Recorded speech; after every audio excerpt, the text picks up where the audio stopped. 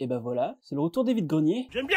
Salut les cinéphiles de l'extrême et les collectionneurs de l'extrême et bienvenue pour ce nouveau retour de vide-greniers. Ah, ça fait plaisir de dire ce genre de choses. Surtout que j'ai fait 2 vides-greniers et mon tout premier vide-maison et je vous donnerai mon ressenti là-dessus parce que c'est très particulier. Au programme, on a du DVD Blu-ray, des bouquins, des comics, des jouets, des cartes Pokémon. Il y a tout ce que vous aimez, tout simplement. Et on va aller dans l'ordre de ma journée, donc première brocante. J'arrive, il y a un vent monumental. Si vous êtes de Boulogne, vous voyez la route de Dèvres à Saint-Martin-les-Boulognes. C'est un grand couloir, une grande rue. Et en fait, c'est un gouffre à vent. Force aux gens qui ont fait cette braderie. J'ai vu des trucs voler dans tous les sens. Et justement, quand t'as des cartes Pokémon avec un vent pareil, tu stresses. Et donc, je tombe sur un stand Pokémon. Enfin, c'était pas un stand Pokémon, il y avait un classeur Pokémon. Et j'ai pris 2 cartes. Attention de Tcheren, donc dans la collection Star Étincelante, et Exagide VMAX. Et si elles sont sous sleeve, c'est tout simplement parce que dès que je suis rentré chez moi, je les ai mis sous sleeve parce qu'il n'y avait pas de protection à part le classeur. Et j'ai pas acheté tout le classeur. Et j'ai acheté ces 2 cartes 1 €. Voilà, 1 € les deux, je pense que c'est plutôt raisonnable, surtout quand on voit la cote de ces cartes.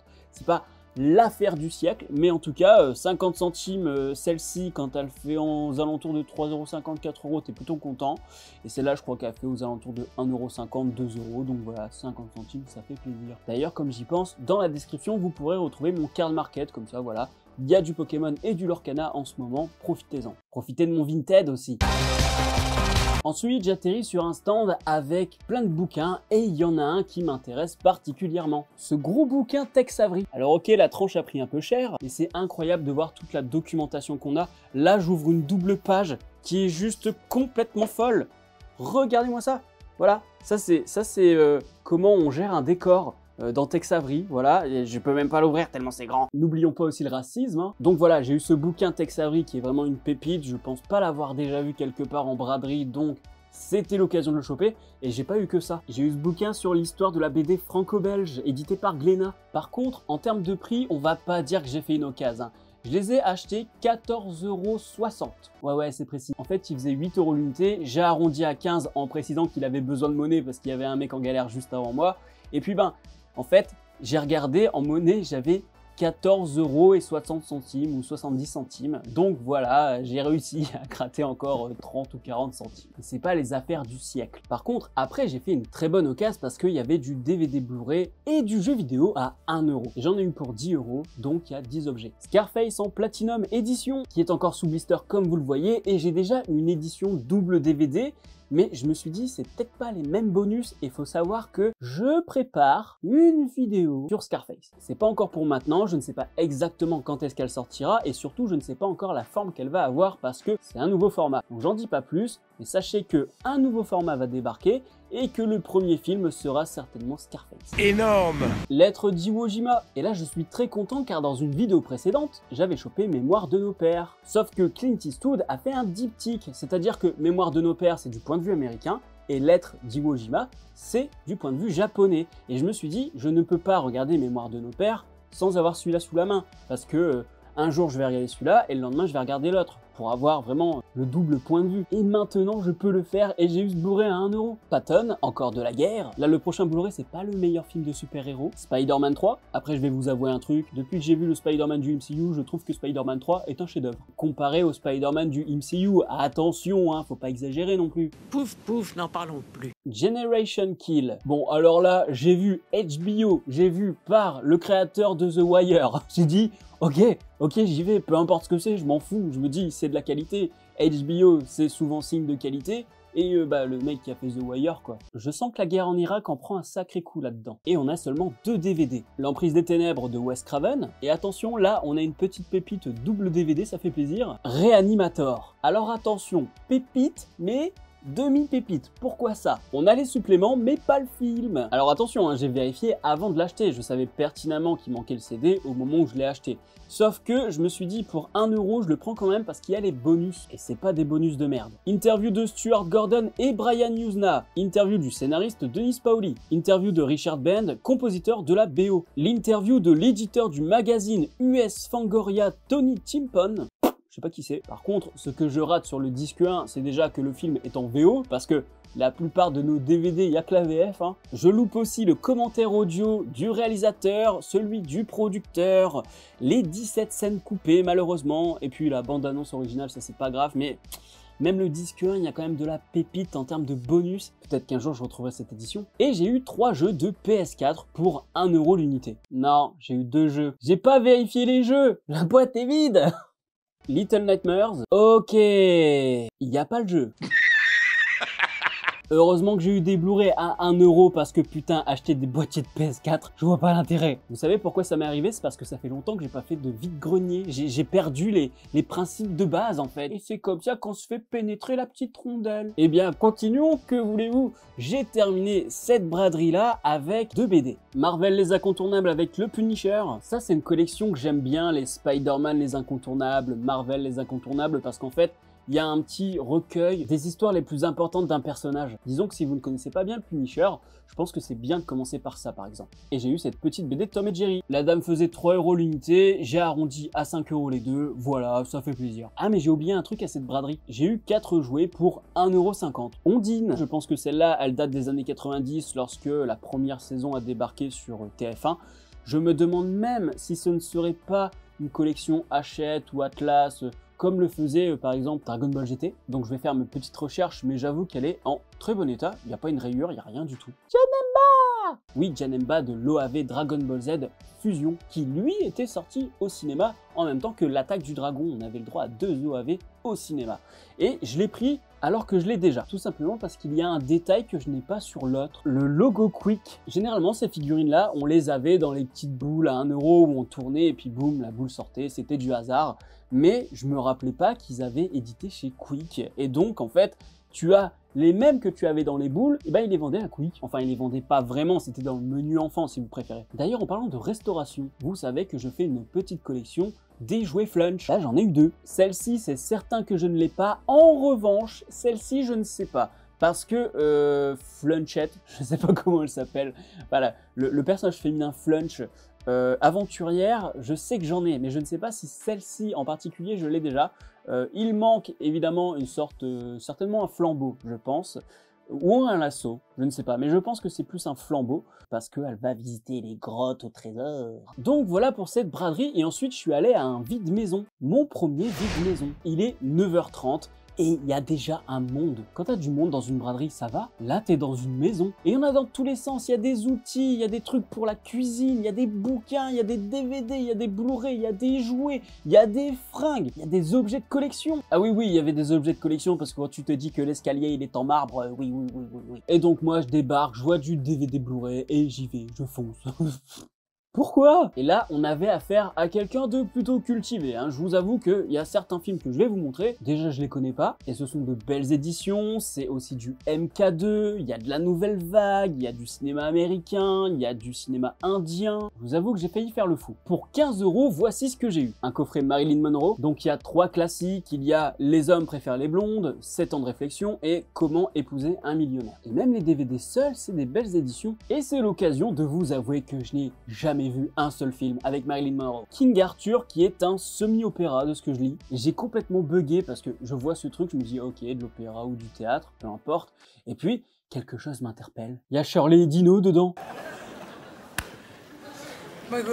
Et c'est plus que ça, ils font l'adaptation, la conception et la mise en scène. Donc Shirley et Dino ont fait un semi-opéra. C'est complètement fou. Le roi danse, ce qui me rappelle que je dois toujours voir Farinelli. Jean-Luc Godard, c'est un peu la quintessence de Jean-Luc. Voilà. Plus sérieusement, si vous ne connaissez pas Godard, je pense que c'est le coffret idéal parce que dedans il y a À bout de souffle, Pierrot le fou et Le mépris. Là, on a un coffret magnifique. Un coffret Orson Welles. Alors dans ce coffret, on a Malpertuis, le criminel, dossier secret. Et ce que j'adore, c'est que il y a encore quoi, 1 heure de ça, j'ai regardé une vidéo où il y a Thomas VDB. Thomas VDB parle de Malpertuis. Sachez que dans ce film, il y a Orson Welles et Johnny Hallyday. Je vous jure que c'est pas une blague. Et c'est pas tout parce que en bonus, on a Around the World with Orson Welles, L'affaire Dominici, Corrida à Madrid, Saint-Germain-des-Prés, le Pays Basque, donc voilà, des courts-métrages, des moyens-métrages. Ça, c'est une vraie pépite. En parlant de pépite, je suis tombé sur une magnifique édition de MK2. Calas Assoluta. Et alors là, c'est une chose qui m'arrive rarement, j'y suis allé juste pour le DVD. En fait, je sais même pas de quoi ça parle, je ne connais pas le réal, mais j'ai vu MK2, j'ai vu cette matière un petit peu velours. Je me suis dit, ah putain, il faut que je le chope. Et puis MK2 édite des films qui éveillent la curiosité de toute façon. Donc, Calas Assoluta, je ne connais pas du tout. Donc vous, si vous connaissez, dites-le moi en commentaire. Voilà, peut-être que ça va me donner envie de regarder plus rapidement.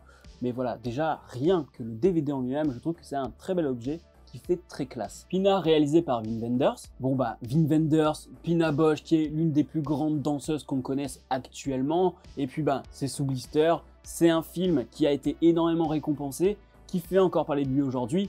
Il faut que je le voie. Le salon de musique. On est sur du film indien bien rétro, 1958. Et attention, il ne dure que 100 minutes, ce qui est très rare. Je caricature évidemment. Et avant de passer au Blu-ray, un dernier DVD. Mort d'un commis voyageur avec John Malkovich et Dustin Hoffman. Encore sous blister, et en plus de ça, on a le droit à un deuxième film, comme c'est marqué juste ici. Et il s'agit de Private Conversations. Et c'est pas déconnant, parce qu'en réalité, c'est les coulisses du tournage du film Juno. Bon bah Juno, c'est un petit teen movie à l'américaine, bien comme il faut, mais ça va au-delà. Disons que c'est un film qui utilise les codes du teen movie et ce genre de choses, mais que je mettrais plus dans le feel good à la Little Miss Sunshine ou ce genre de choses en fait. Ah, je savais pas ça. Je découvre que ce film est réalisé par Jason Reitman, que j'aime beaucoup. Jason Reitman, fils d'Ivan Reitman, et je trouve ça assez drôle que Jason Reitman fasse un film sur une gamine enceinte, sachant que son père a fait un film sur Schwarzenegger enceint. Et que cette même fille est en réalité un mec. Tout comme Schwarzy est un mec enceint. Oh, la probabilité que ça arrive, ce genre de truc, c'est fou. J'ai aussi eu deux Joseph Losey. Alors là, c'est un cinéaste que je ne connais pas du tout. Contrairement à Ang Lee. Et après avoir mis tous ces DVD Blu-ray de côté, je suis allé voir un petit peu ce qu'ils avaient ailleurs et je suis allé voir au niveau des bouquins. Et là, j'ai fait un cadeau pour mon pote. Et j'ai pris ce bouquin avec énormément de photos de patrimoine, un livre sur l'urbanisme de Boulogne-sur-Mer durant le XXe siècle. Et ça, c'est très intéressant pour plusieurs raisons. C'est que, certes, on a du gallo-romain, on a aussi énormément d'histoires avec Napoléon Ier, et puis, bah nous, on s'est fait bombarder. Chose que vous pouvez constater dans le film d'Alain Resnais, Muriel ou Le Temps d'un retour, que je vous conseille énormément. Et donc, il a fallu reconstruire, d'où le re, entre parenthèses, ou entre crochets pour le coup. Donc ça, c'est vraiment cool. Et enfin, une vraie pépite que j'ai sortie comme ça de nulle part. Même la dame qui me l'a vendue, elle a dit, tiens, ça c'est sympa. Une thèse sur l'ancien réseau routier du Boulonnais. Ça, c'est clairement une pépite. Où est-ce que tu trouves ça, en fait? Et donc, voilà, c'est une thèse qui a été faite par le Duc, et c'est une thèse qui a été rédigée à l'Université de Lille. Bon, ça, c'est de la grosse lecture scientifique, hein. Il n'y a pas beaucoup d'images. Non mais je sais pas lire. Donc voilà pour mon premier passage au vide maison. On y reviendra tout à l'heure à la fin de la vidéo parce que j'y suis repassé et j'ai encore pris quelques pépites. Alors qu'à la deuxième braderie, c'était pas grand chose. J'ai eu une BD et du Pokémon. La maison des ancêtres. Et puis je regarde les auteurs. Alexandro Jodorowsky. Alors je trouve ça très drôle parce qu'ils ont essayé de franciser le Alejandro, parce que c'est Alejandro Jodorowsky. C'est quand même le mec qui a failli faire Dune dans les années 70. Hein. C'est un mec qui est perché quoi. Et donc, je découvre qu'en fait, il a fait des BD. Je l'ai payé 3 €, j'ai même pas cherché à marchander. Et pour 6 €, j'ai eu du Pokémon. Un booster flamme obsidienne. J'espère juste qu'il a pas été pesé. Et quelques cartes plutôt anciennes qui sont vraiment dans un état pas ouf, mais bon. Il y a peut-être des pépites là-dedans qui, même dans cet état-là, coûtent un peu d'argent, donc on verra bien. D'ailleurs, j'en profite parce que je vous ai pas raconté, mais à la première braderie, je tombe sur un stand Pokémon. Le mec, il avait plein du PC, il avait plein de packs 151, voilà, des packs Elector, à la Kazam, etc. Il avait plein de trucs. C'était une saloperie de scalper, je vous le dis. Voilà, j'ai failli cramer son stand, parce que ça, là, moi, j'ai galéré à en avoir ne serait-ce qu'un. Là, je le vois, il commence à déballer et tout. J'ai tracé ma route, j'ai même pas cherché à lui parler. On ne contracte pas. Et je suis retourné au vide maison. Et là, j'ai acheté un truc que je pensais pas acheter à la base. À votre avis, il y a quoi là-dedans? Sachant que c'est écrit Sennheiser. Alors moi, par exemple, je suis en train d'enregistrer le son avec un Sennheiser. C'est un micro-cravate avec émetteur-récepteur. Voilà, c'est du semi-pro, voire du pro même. Et donc, là-dedans, on a un casque audio. Tout ce que je vais vous dire, c'est que la référence, c'est un PXC 250 2. Soit j'ai un réglage à faire, soit il fonctionne plus bien. Parce que l'oreillette droite fonctionne très bien, mais la gauche, il n'y a pas de son qui sort. Mais par contre, sur l'oreille gauche, j'entends le petit bruit constant. Donc en fait, elle est quand même fonctionnelle. Ce qui fait que je ne comprends pas pourquoi j'ai du son qui est émis par mon PC par exemple dans l'oreille droite et pas dans l'oreille gauche. Est-ce qu'il faut que je le fasse passer en stéréo? C'est comme s'il était en mono, en fait, c'est très bizarre. Et en fait, ce genre d'écouteur est aussi beaucoup utilisé dans les avions parce que tu as notamment ce petit ajout. Tu branches ton casque ici et ça, tu le branches dans l'avion, je crois. Mais à la base, je ne l'ai pas acheté pour m'en servir, je l'ai acheté parce que je me suis dit que ça pourrait faire de la déco si, je sais pas, je dois faire une vidéo un peu rétro. Donc j'ai la montre de Marty McFly, je me dis que avec ça, ça pourrait le faire aussi.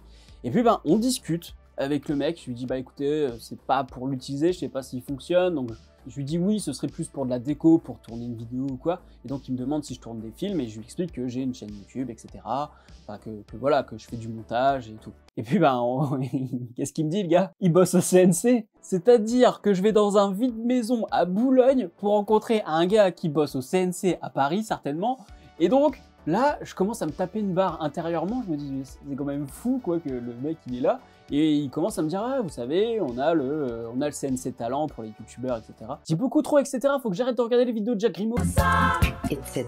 Et vous me connaissez, j'ai pas la langue dans ma poche, donc je lui dis je fais ouais le CNC Talent c'est vraiment cool, par contre je vous avoue que c'est un peu emmerdant quand c'est Cyprien qui récupère alors qu'il est membre du jury et tout. On a discuté de CNC Talent, on a discuté du téléchargement aussi un petit peu. J'aurais pu parler avec lui pendant des heures, mais bon, enfin, il était pas là pour ça le gars. Donc s'il regarde la vidéo, on lui fait un petit coucou. Et avec le mec du CNC, on discute, et puis je lui dis ouais, je repasserai peut-être plus tard encore pour voir s'il y a encore du DVD ou quoi. Et puis je lui dis bah à la rigueur sinon vous avez ma carte, vous pouvez me contacter pour si vous avez encore des DVD à vendre et tout. Et il me dit ouais c'est maintenant ou jamais quoi. Et là je me dis ouais mais bon quand même, j'ai récupéré des VHS HK vidéo il y a pas longtemps, là je viens de racheter du DVD Blu-ray, ça suffit maintenant. Et là je lui montre un coffret DVD de Kubrick, je lui dis ouais vous voyez c'est un joli coffret ce coffret de Kubrick, mais d'un autre côté ça existe en 4K, ça existe en Blu-ray, donc je vais pas l'acheter même s'il y a un documentaire que je trouve intéressant dedans. Et là, il a dit un truc qu'il fallait pas dire. En bref, il m'a dit qu'il me le lâchait pour 2 €. Et bah, il est là, hein. Donc, dedans, on a Barry Lyndon, Shining, Lolita, Orange Mécanique, Full Metal Alchemist. What? Full Metal Alchemist. Eyes Wide Shut, 2001 l'Odyssée de l'espace. Et on a le documentaire Stanley Kubrick, A Life in Pictures. Donc, voilà. Je me suis dit, allez, on y va quand même. Même si c'est vrai que en Blu-ray, il me semble que j'ai 2001. J'ai Full Metal Jacket aussi, je crois. Shining, il me semble aussi. Et puis, bah, d'un autre côté, Eyes Wide Shut, je l'avais déjà en DVD, mais c'était le DVD pourri de chez Warner, là, avec la boîte en carton, donc celui-là, il va dégager, c'est génial. Et donc, je me retrouve avec ce joli coffret de Kubrick, en attendant de tout remplacer par des Blu-ray. En plus, j'ai pas vu tous les Kubrick. Voilà, c'est tout pour cette vidéo, je ne sais pas combien de temps elle dure pour vous. Moi, ça fait plus d'1 heure que j'enregistre, parce qu'il y avait énormément de choses à raconter avec tout ce que j'ai, même si c'est pas non plus la razzia comme d'habitude, mais j'avais des choses à raconter. Donc, dites-moi en commentaire ce que vous avez préféré parmi tout ce que j'ai acheté. Moi, je vous avoue, il y a quand même pas mal de Blu-ray, de DVD où je suis vraiment heureux de les avoir. Il y a les cartes Pokémon, là, je m'intéresse, je vais aller voir un petit peu sur Card Market. Je vous rappelle que le mien est en description. Le petit pouce bleu si la vidéo vous a plu. N'hésitez pas à partager sur les réseaux sociaux pour faire découvrir tous les films et séries là que je vous ai montrés et que j'ai pas vu pour la plupart du coup. Abonnez-vous à la chaîne si ce n'est pas encore fait. Quant à moi, je vous dis à la prochaine sur la toile. Salut!